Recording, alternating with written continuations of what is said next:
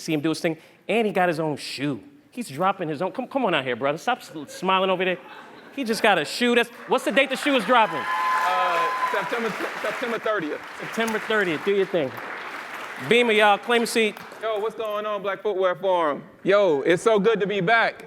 It's good to be back. It's been 4 years. How y'all feeling? Y'all having a good weekend? Okay, well, I'm excited because I am truly a fan of the brother that I get to bring out on stage to have this fantastic conversation with. Y'all show him some love when he walks out here. Y'all make some noise for Jay Tips.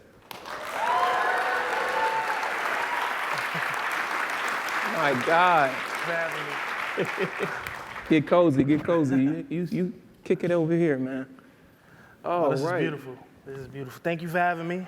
Man, this your first time at Footwear Forum, yeah? Yeah, it's my first time in Detroit. First time kicking it with you. I'm taking it all in. I kicked it. I walked around for the last few days. Just learned everybody's story, shook hands with everybody, and just to be a part of sneaker culture my whole life.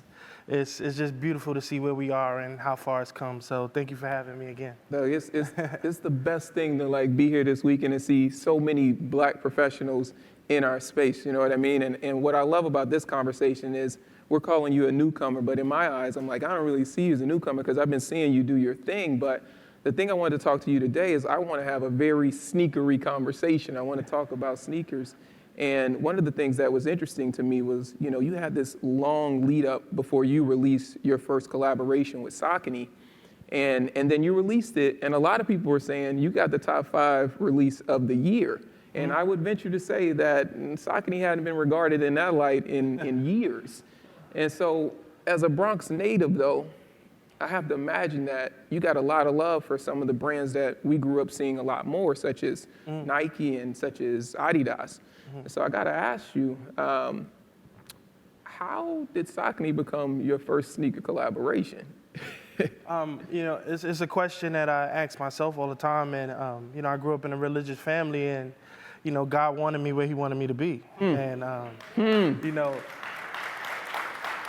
I think one of the things about this process was, just like everybody else, stacking as many sneakers as you can to the ceiling. My first only job was working at Foot Locker.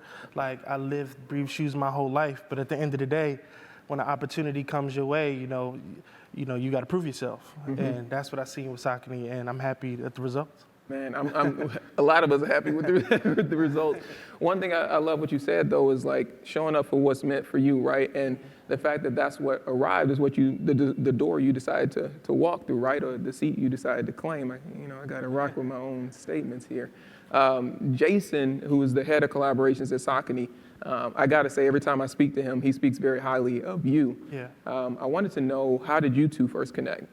Oh, we first connected because, for years, I had a love for shoes that it was almost like a drug. It was a drug. If I couldn't be on the retail side, I wanted to be on the resale side. Okay. If I couldn't be in just the resale side, I wanted to be on the shoe collectors. I wanted to be at the sneaker cons. I wanted to be at the sneaker pimps. I wanted to be at Dunk Exchange. I just had so much love for shoes that,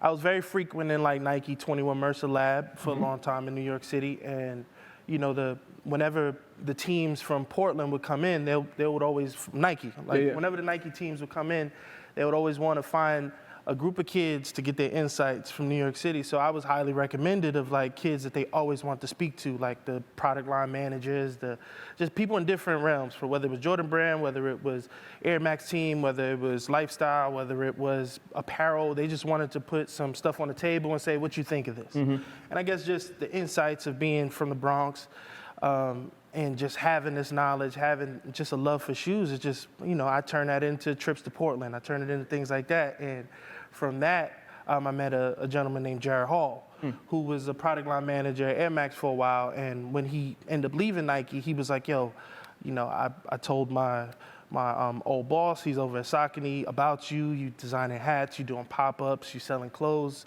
and you're a good kid. They want to have a conversation with you.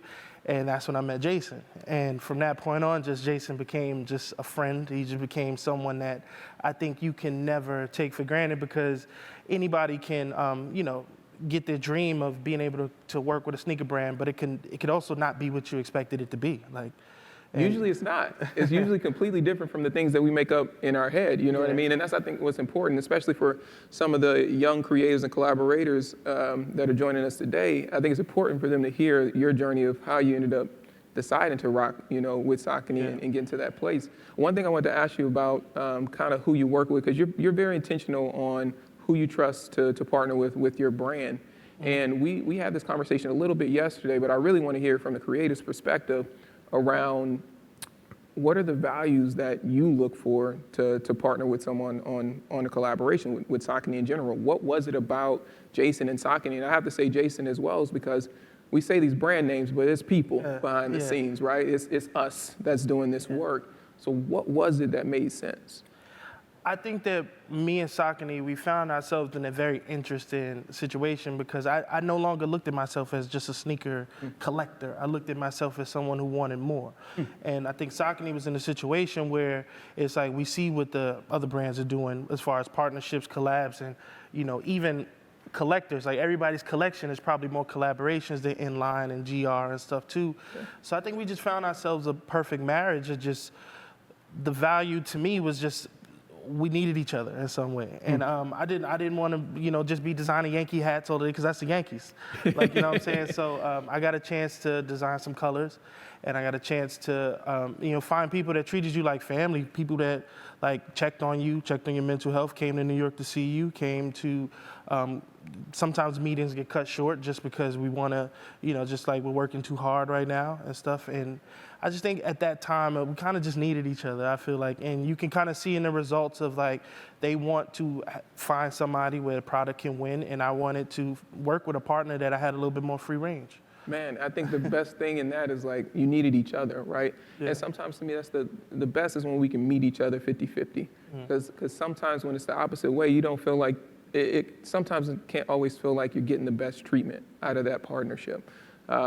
Did you ever feel as if folks wouldn't support the partnership, right? Because then some of my thinking behind that question is like, when you're working with smaller brands, is there a fear that, you know, maybe your audience that you've cultivated for so many years, your community, your friends, your family, do you think they might be like, Jay, what are you doing, man? Like, why you ain't with these other folks, you know? Did that ever cross your mind in that process? Being honest, of course, you know, raise your hands, like, how many people in here have a pair of Sauconys in their collection? You know, but how many people have a pair of Nikes? You know, I think that if I just talk to you guys directly, I think one of the biggest things that I considered is when you do the work, you have to live with the results. So when it came to partnering with not everybody's favorite brand, not everybody's favorite, like, shoe to throw on when it's time for your favorite occasion, I had to do the work. And the work is, like, we're in a sneaker climate where, like, maybe we're being sold short on materials, maybe we're being sold short on story, maybe we're being sold short on just experience. Like, it's a lot of, like, messaging where it's like, we just want to sell to you. We just want to sell to you. And I didn't want to be a consumer anymore. And I feel like, and I tell people this all the time, I didn't feel like I was a fashion person that got an opportunity. I felt like I was a sneaker person that got an opportunity. So I needed to translate that in my messaging. And I don't know if people are buying into Saucony as much as they're buying into my story.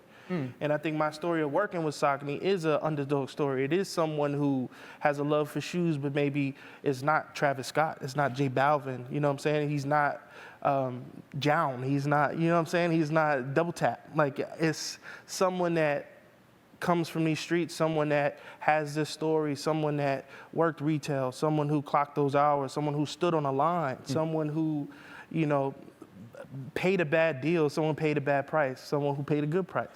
And I just wanted to, if I did the work, I feel like it'll translate in a product, and I think the results have people have connected with that a lot. That, man, I think the other thing that people really connect to with you is, like, what you just said, you know, and, like, that was me as a kid, going stand in line, going work in retail, you know, trying to figure out how to get out of Louisiana. I mean, when you said they was coming to the Bronx and showing you samples, I'm jealous, because ain't nobody ever come to Louisiana, Baton Rouge, Lake Charles, show me no samples, fam. You know, we really had to go out and find it. But, like, when you talk about it, I think that's why people really gravitate towards you and what you're doing.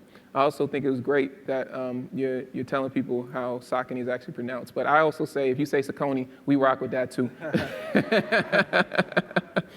Now, I wanted to ask you about your background. Did you come from a design background? Like, where did like all of this design come from? My history is YouTube University. I think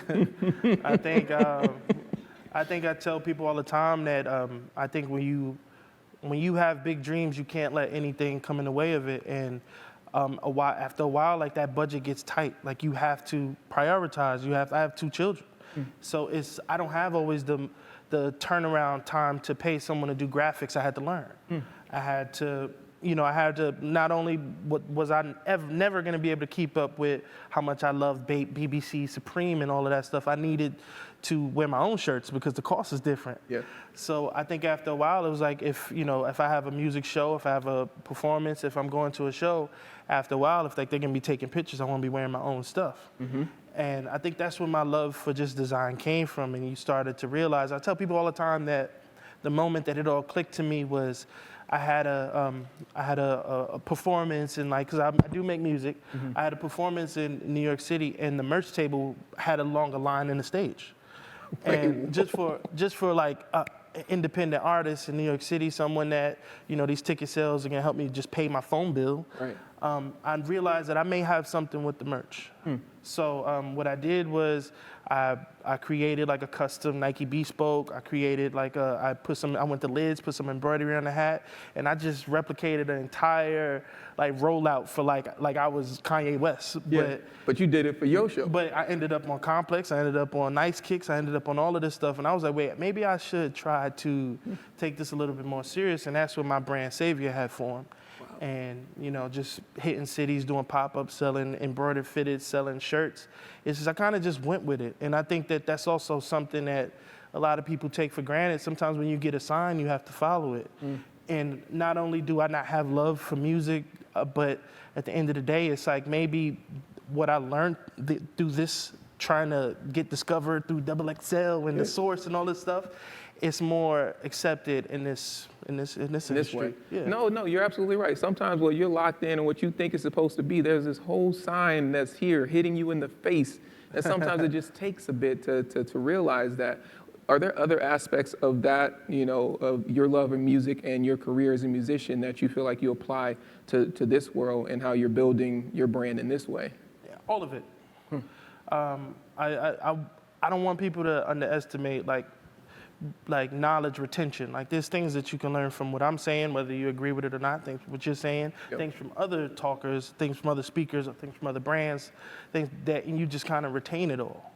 And I think the one thing that's parallel with like hip hop and fashion is it is a rollout. It is like a story. It is someone trying to promote something and advertising. And I think if you just get a grasp of understanding like how something is promoted, like I could look at a Coca-Cola commercial and get inspired by something to do with Saucony. Yeah. Like, and a lot of people sometimes may have tunnel vision and be like, oh, that's soda though. And I just look at it like it's something that you can take from everything. And I just wanted to in some way always learn that like trailing your friend or just going to releases or like you don't always have to just purchase something, just paying attention to how people are marketing themselves, like you learn a lot. And and if you don't apply that, then why pay to go to a school and get all this knowledge when it's all this knowledge in front of you sometimes. Sometimes you got to pay attention to what's in front of you and figure out how to leverage it, reverse engineer it. Like there's inspiration in literally any and everything. Yeah. I want to pivot for a second and talk to you about the current state of what we call sneakers, and specifically when we think about partnerships and collaborations. You've been vocal about some of your thoughts around what you feel like is happening. And so one of the things I really wanted to ask you was there's been criticism as of late, as in the feeling that we've slowed in innovation. We've gotten a little dull. We've gotten a bit formulaic. I wanted to ask you, how did that impact you as you were thinking about how you wanted to come in and leave your mark on the space or completely disrupt the space? I think a lot of times we are, as sneaker lovers or sneakerheads, we're a product of people's bottom line. Like, you know what I'm saying? Like Nike has to sell them foam posits. They have to sell them Jordan 1s because they pay for everything else.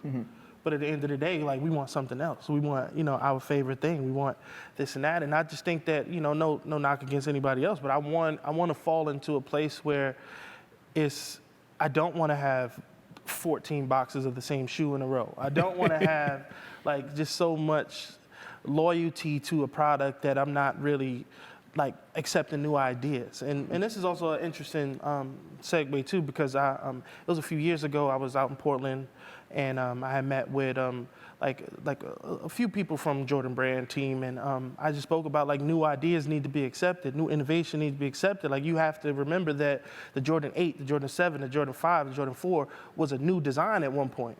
So at one point, us sneaker lovers, we have to fall out of love with 95 and 96 and 97 and 93, and we have to begin to accept new ideas and be forward thinking, and that's the same on every aspect. Like, I love Travis Scott. I love everybody else, but one day we have to allow someone else in the room. We have to allow someone else to claim a seat at the table. And I think Y'all heard him. Y'all heard what he said. And I want to be able to not lead, but I want to be a part of. I want to be something that, like, a lot of us may not even understand that we could design a shoe. A lot of us may not think that there's a job or role for us outside of being a consumer, because is that taught all the time? Like, is it always instructed? Is it always like a path? Is there like a membership that's like, after you get a certain amount of shoes now, like you are entered into an intern program? Like, you know what I'm saying? Like there has to be a segue. I was in 12th grade and my teacher told me there's no career in sneakers. Look at all of us here. Look at all of us here. Like, little did they know. Yeah, so I just, to be honest, like the climate of shoes right now, it needs to be just as much education as it is consuming. Like, and I want to be a part of that as well too. I want to show people a way. I want to show people that, I understand this brand needs to break down these materials and this shoe would be an expensive shoe, but most of us will pay resale anyway. Like, a lot of people apparently paying resale. Finish the story. Like, finish the story with everything. And I think storytelling is authentic when it comes from self. And like everyone in here has a story to tell. So everyone in here deserves opportunity in some way. Wow. Yeah. Well, man, y'all make some noise. Clap it up. I got to commend you because you since you've come through the door, man, you've always done it your way. You've always not really looked to the models that have been working. You're looking at models that are interesting to you, that really speak to you authentically. This model on your foot right now is the Azura, and you and I had spoken before this, but in retail, this shoe was having some trouble, and there was folks in the business that were like, you shouldn't do this shoe. Yeah. What gave you the confidence, or what is the story, or what was the inspiration that you were like, nah, that's the one? You know what it was? Like, if I could try to put everybody in my footsteps, when the opportunity presented itself, I had to do research. I had to sit there and I had to Google. I had to look at my own collection. I had to figure out what was working. I had to figure out what everybody else is doing. And I remembered that kid. I remembered that kid in me that, like, you seen a shoe on somebody's feet and you wanted to know what that was. Yeah. And when I looked at all these shoes on the table, I wanted to know what that was. And it wasn't no preconceived, oh, Bodega did that, or Raised by Wolves did that, or Bima did that. Like, it was, what is this one? And it didn't remind me of anything. It didn't make me feel like people might think this is a New Balance. It didn't remind me of anything. So I looked at it like a canvas, and I looked at it like, how can I be able to develop a story from not just being different, but panels. Like, if you look at the shoe has a lot of different panels, has a lot of different ways that materials can work.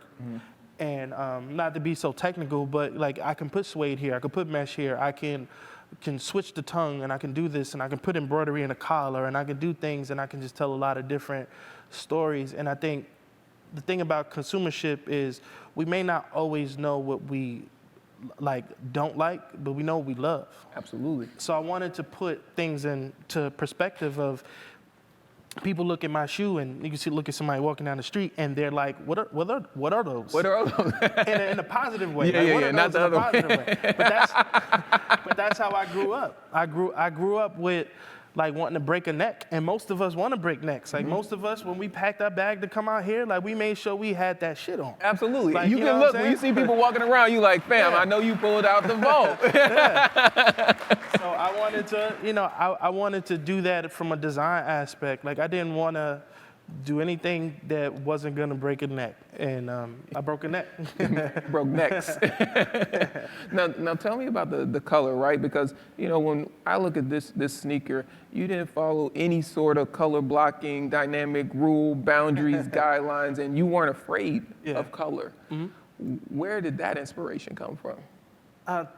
To me is, if anybody like does a quick search on me, because one thing that I do love is I don't walk in these rooms and I expect everybody to know me. I expect it to be a little bit of Googling, a little bit of like, you don't know him? Like, so I do expect that. But one thing that I've been known for is like my stories through designing like headwear. So I've got a quick knowledge on just wanting to be able to break a story down. So even though things look like, I'll take it off. Like we in here, we in here, we family, we on the couch, y'all. Yeah. So what I wanted to just break down was I see that they have like these like waves that kind of look like teeth. I wanted to break that up. And most of the shoes that I seen that they had the shoes kind of like all the same color. It was all, so you couldn't really see that overlay. detail. Yeah, so what I wanted to do is the first thing I wanted to, if I made it kind of the toe cap different than the mid of the shoe, then it would look like it gave you two different perspectives. So, the blue is like, I tell people that this color blue comes from the invisible Air Force Ones. And the purple the purple and the salmon color, not only does like the salmon is like my favorite food in the world, but it's also like a lot of my like hats that I've designed and stuff has like salmon and purple in it. So, and then the floral just comes from being a New York City kid, like being the flower that grew up the concrete. People tell you can't do it before they tell you can do it. Like in third grade, we're already being told that like, you ain't gonna be nothing. Like, you know what I'm saying? You'd be lucky you go to school. And like, I just wanted to just tell a story of like organized chaos. Like the green comes from the street signs in New York. And, the Made by J Tips is just something that I wanted to put my stamp on it just because I love shoes and I wanted it to look like a kid that loved shoes and wanted to design his shoes, put his all into something. But it's just, I guess this is how I broke it down. No, man, and it's beautiful to see it come together, right? Because if you were to describe it, it may not make sense if you're describing it without seeing it. But then when you see it, you're like, wow, this is this man's vision coming to life in a sneaker. The other thing that I thought was super interesting is when I first met you in person, it was ComplexCon, it was 2 years ago. And you were promoting this sneaker well in advance before the release, which I thought was like, I haven't seen this before, and I especially hadn't seen it from an independent creative. And so I'm curious to know where you got that idea from and like why so far in advance. Man, I don't want to be a victim of programming. I feel like us as like sneaker lovers, everybody here loves shoes in a different way. Like there's things that we don't understand or we may not be privy to with like embargo dates and rollout plans and not stepping on a brand's other collaborator or things like that. I wanted to celebrate my moment. I wanted people to know that I have this coming and I wanted them to be along the journey with me. Like when I posted the box, I had 1,000 comments on Instagram. And Saucony told me then, they said this was the first time people started making orders for the shoe without knowing what the shoe looked like. Based on the response. Based on the response. And it was something I also like to piggyback off of just like an aspiring music career is like you can go get the blogs, you can go get the press, you can go get that, but it's nothing like the leverage when you go get the people. Exactly. And I feel like I wanted to take the people on a journey with me. I wanted people to be able to see the shoe, pick it up, save their money, tell their friends, share it and stuff. Because how many things come by and go away? And we're in that era where it's just fast. How many things that we spend our money on and as soon as we got it, the experience is over. Yeah. Like you just feel deflated. Like it feels like literally it's just a rush.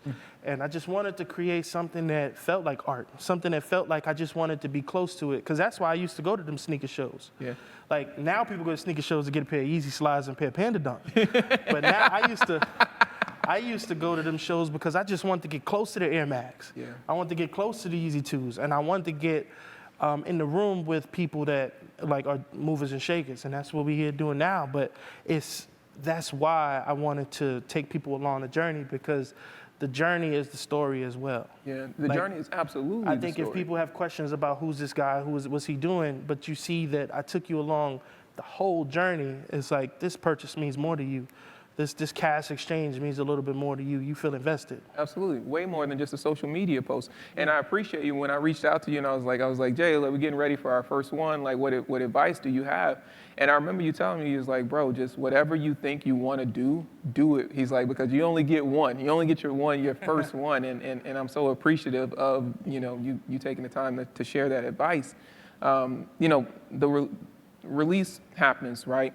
And in my opinion, the industry went crazy in my eyes. Like, I've been able to follow this launch for so long, which is why I was like, yeah, I just want to have this conversation about this. Yeah.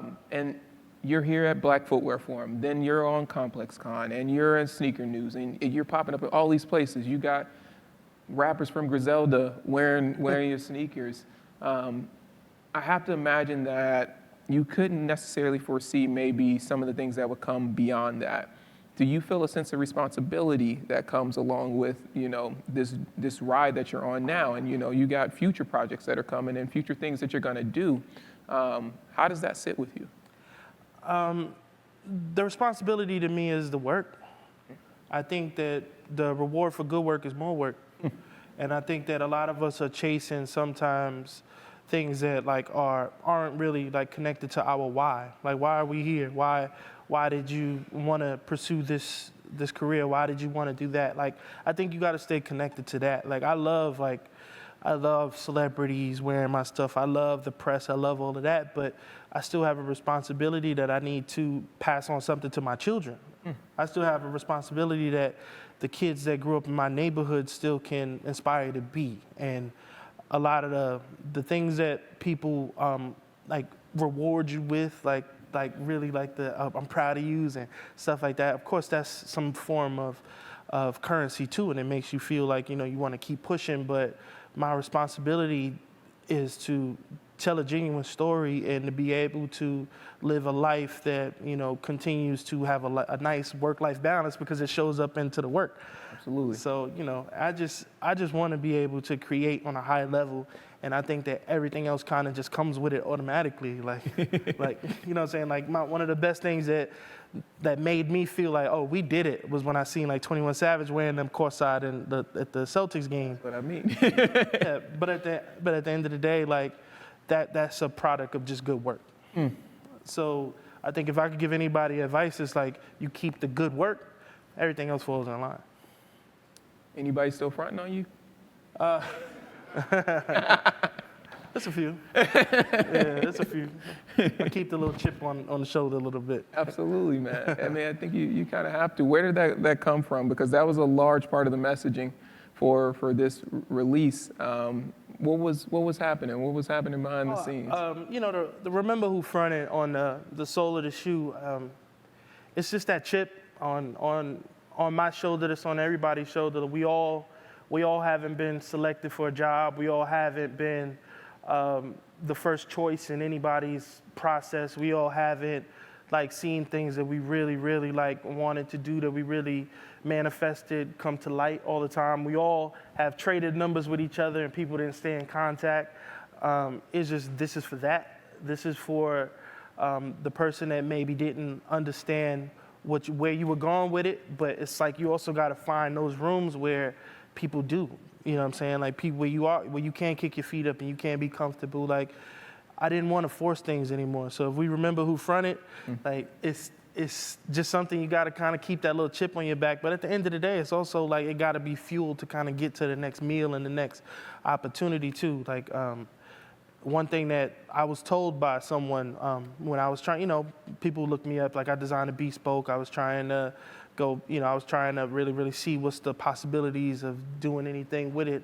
One of the people that told me that I was really, really close with over at another company was just like, just make yourself undeniable.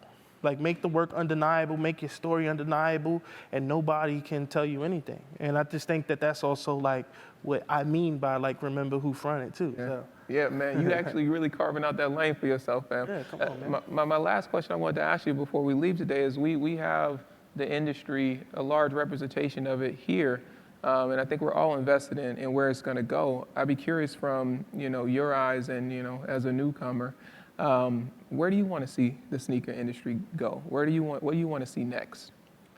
I think where I want to see the sneaker industry go is I want people with real stories to get real opportunities. I know we all can't kick down every door, but there is a lot of people who have seats in this industry who aren't qualified to be in this industry. And I think that there's a lot of us that can really be movers and shakers and have good heads on our shoulders and good ideas that could really, really tell genuine stories. And this is our industry, if you think about it. Like, we are the ones that drive everything. We are on everybody's recap. We are on everybody's influencer, micro-influencer. We're on everybody's spreadsheet. But at the end of the day, we deserve to drive the ship as well. And I just think that's what I kind of want to see. I want to see people be more than a collector. I want to see people really, really, like, drive this. Yeah. Yeah. Jay Tips, brother, thank you so much for taking time to have this conversation. Y'all make some noise. Appreciate you. Thank you, fam. I appreciate it, man. Thank you for having me.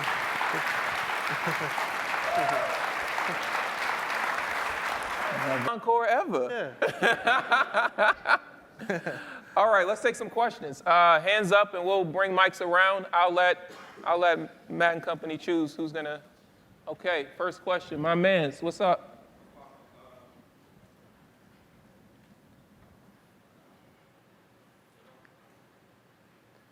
They gave us some time. We did, yeah. I was like, okay. Appreciate it. Yeah, so I'm Olu, proud owner of Progression. And so I really appreciate your story. Had a moment to meet with you, like, very briefly, but so much more love and respect for your story now that I got a chance to get full insight. So I'm really interested in that transition where you decided that you really, really wanted to, like, lean into the fashion side of stuff, and how you were able to leverage what you were building outside of the city, because you mentioned how you were doing pop-ups all over the country and so on and so forth. So what was the process of being able to go from, like, a place where you're pretty well known in the Bronx, and then taking your vision outside of the city, not only on an e-commerce space, but in a physical space, and what that did for the brand overall as well? Yeah, one of the things that I always tried to make sure was patent was my resume. Like, just like everybody else, I wanted to make sure that when the conversation started, when someone scrolls my Instagram, like, I think we got like 9 pictures that people see on our Instagram. I wanted to show them something good, something positive that I was doing. And I think when people decide that, I want to work with this kid, or I want to purchase something from this kid, I kind of always wanted to make sure the story before the story is being told. And when it came to going to different cities and when it came to stuff, like, I didn't know everything. Like, I see labels, I see addresses, but I just kind of tried to fit a discipline in myself that was like, if you build it, they'll come. So if, like, my flyer's tight, if my merch is tight, if I got, like, a genuine product that I'm releasing in the city and I'm running a $10 Instagram, like, boost post or something, and I put the city in it, we show up, and now everybody else has to do their job. And just trusting myself over and over again. It's not, it was never always a success. It was just sometimes me just kicking it with my boys, and we go get some crab legs and we go get some stuff after the pop-up. But it was always the kind of betting on yourself kind of thing. And I think that's very generic, but to me, it's the ingredient in the food, like, bet on yourself. And it's just like, if you had an idea, just do it. And just kept doing it, and people latch on and things get bigger, shows get bigger, opportunities get bigger, and that's pretty much like what I just kept kind of like rolling with. Thank you for your question. Next question. Check. Okay, cool. It's on. What's up, y'all? Hey, you already know I'm fans of you both, and love what you have both done with the Saucony brand, respectively. And I'm curious because, I've had a chance to talk to you both individually, interviewed you both individually. And after working with, a small brand with heritage, which a lot of people don't know in terms of Saucony, and just kind of, as you were saying, Jay, just kind of the landscape of where footwear and the sneaker industry in particular is right now, where there's such opportunity, not only for like quote unquote smaller fish in terms of, not the brands that most people might have on their shelves or at eBay or whatever. And me in particular, working closely with like independent footwear brands. And I'm curious kind of, what you see as the landscape of opportunity when it comes to collaboration, and what you might look for in a smaller collaborator, like even smaller than Saucony, right? Like in comparison. I'm curious of your thoughts, like what you might look for in like an indie brand to collaborate with them. All right. I think what I would look for, and if you kind of pay attention, like a lot of the brands that I do work with are like a lot of my friends. I try to keep the circle tight. I try to keep things like that. I just want the story to align. I think it's nothing wrong with being able to build that way. Like I think a lot of people do hold out for the big box. I think a lot of people do hold out until they can get a Macy's, Target, or Nike or stuff. But it's like when you kind of create with a smaller brand, to me it's not, the product isn't first, it's about community. Why are we working together? Is this a money grab, or is this, we trying to bring people together? Are we trying to do something for our city? Are you trying to get known in my city? I'm trying to get known in your city. Like whatever the why is, I think that's what I kind of try to figure out when it comes to working with anyone. Like what is this person's goals and what is my goals? And then I think then we kind of can tie in like how we make money and how we drive everything else. But to me, it's you have an idea, if your idea makes sense, and I guess example of an idea that makes sense is like, yo, I got this factory, these shirts are gonna be $7, we're gonna sell them for $50. They can make the same shirt that you're already selling, so it's gonna be already in the same like lane as what you're already selling on your site.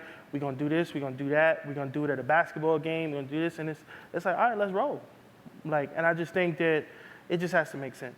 And it has to align with both brands, like kind of current where they are. Yeah.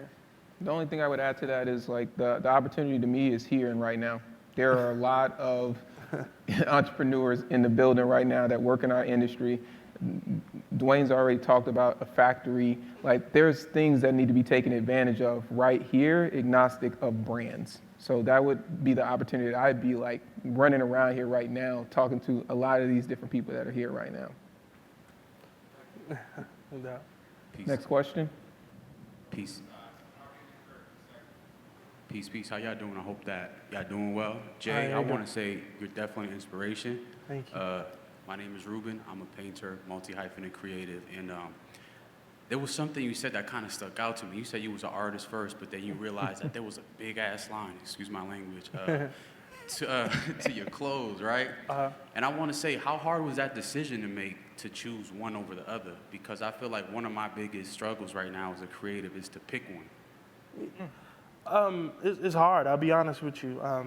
Just I'll have the most human moment that I can have with you. Like I was selling CDs in high school, you know what I'm saying? I was, signing up for open mics and running across the country, Atlanta, LA, Toronto. I was doing a whole bunch of stuff trying to really find myself and my footing as an artist, as a musician, like South by Southwest, 6 years in a row. Like, you know what I'm saying, investing, like blowing the taxes money, blowing my Foot Locker checks on fits. Like, you know what I'm saying? Like, I was doing all of that to kind of get known.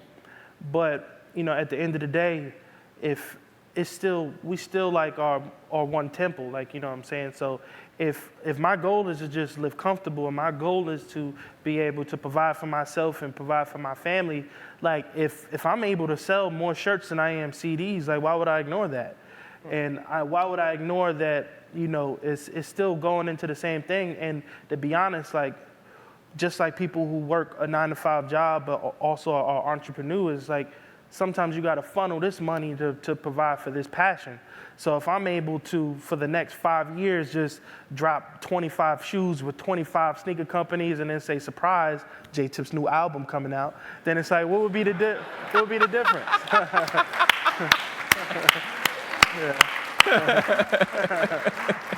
So I just think you got to remember that you're betting on you. And I think that sometimes we bet on our passions, but you're betting on you. And like just kind of go with the punches. Yeah. Yeah. Great question. Okay. J-Tip, I'm Kirk Boone. I met you yesterday from New York. I love, like, that do-it-yourself mentality, man. It's just incredible. Like, you're not waiting on nobody to pick you up. You doing it any way you can.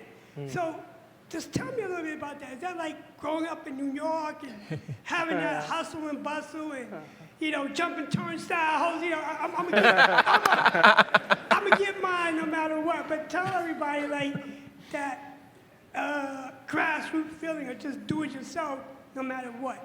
Man, it was very early on when I realized that that I was gonna have a little bit harder than everybody else. Like, I don't know, growing up, like, young parents, like, it's just, I kind of felt like sometimes like the black sheep, like I'm always kind of getting blamed for everything.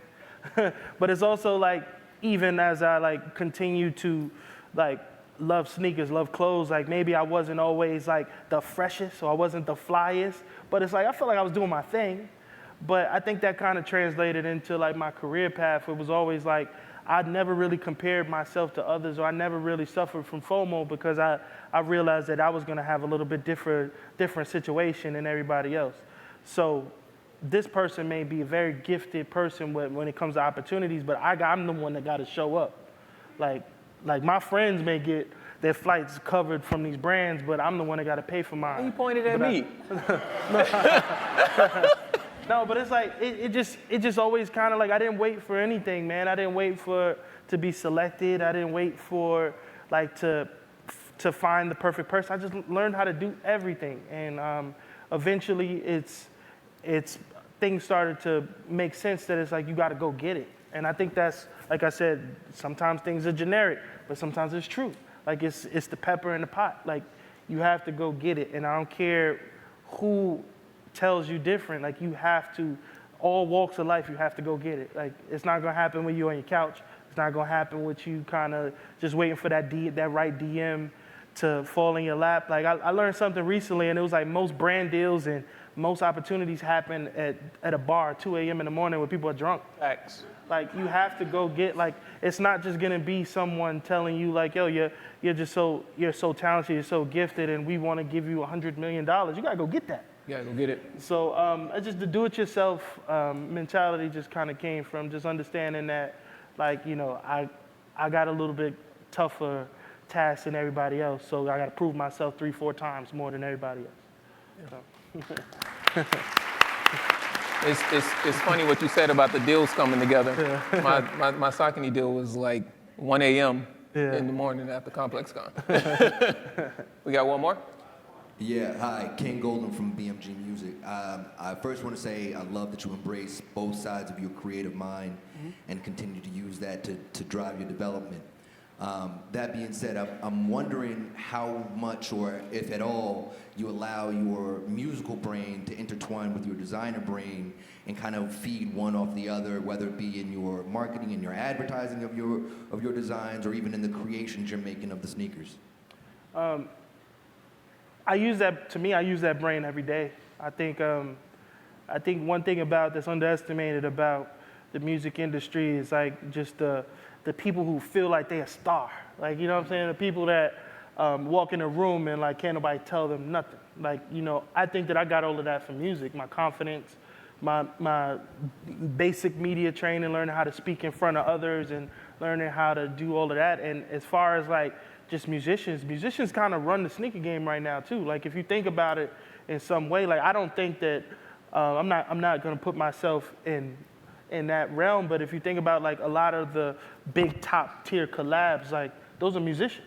Like if you look at like the Complex top 25 streetwear list, like there's a good amount of musicians on there. And I think that if you are like someone who like learned how to like form an email through music or send a press kit through music, like that's very easily to translate into making a deck. That's very easily able to learn how to do public speaking and just doing a lot of different things. So one thing that I don't underestimate is the preparation that my music brain has brought me into this industry. So I would probably say that's on every day. Yeah. Absolutely. Jay, thank you again. Appreciate it, bro. I appreciate y'all. Thank y'all for being great guests. Oh, shit. Pastor, you back on. Oh, man.